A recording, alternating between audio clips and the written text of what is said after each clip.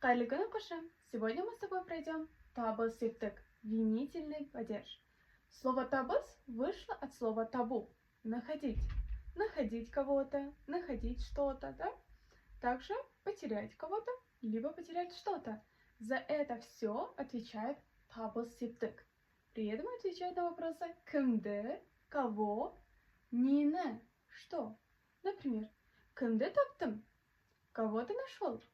Нені таптың, немесе нені жоғалттың, что ты потерял. Так, теперь ознакомимся окончаниями. Табыз септик 4 вида окончания. Первое, д добавляется, если слова заканчиваются на гласные звуки и ю. После всех сонарных, это звуки как л, м, н, н, р, ксха и у.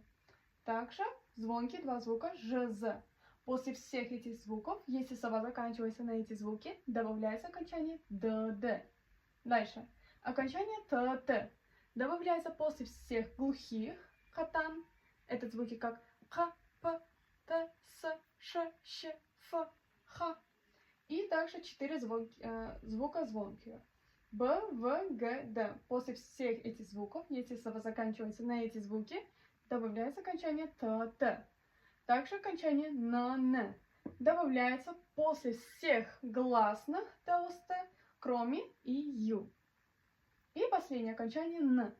Если к слову уже добавлено тәуелдік жалғау третьего лица, вот, добавляется окончание н. Теперь рассмотрим примеры. Смотрите. Аюды көрді. Нені көрді? Что увидел? Медведя. Аюды. Смотрим. Слог у нас твердый, также заканчивается на букву ю. После ю добавляется окончание д. Аюды. Аюды көрді. Осы үйді сатып алды. Купил этот дом. Нені үйді. Вот, смотрим на слово «и». Она у нас мягкая слог. Заканчивается на сонарный звук. Вот, «нд». И добавляется окончание «д». Үйді сатып алды.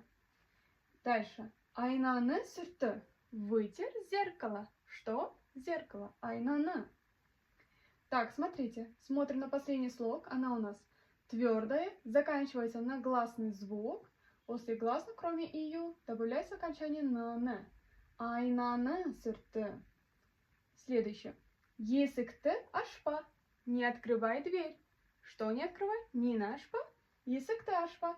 Смотрим на последний слог. Она у нас мягкая. Заканчивается на глухой звук. Вот катан. И добавляется окончание т. Есікті ашпа. Последний пример. Оның кітабын алды.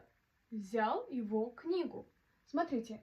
Его книгу. Оның кітабы. Значит, к слову уже добавлено тәуелдік жалғау третьего лица.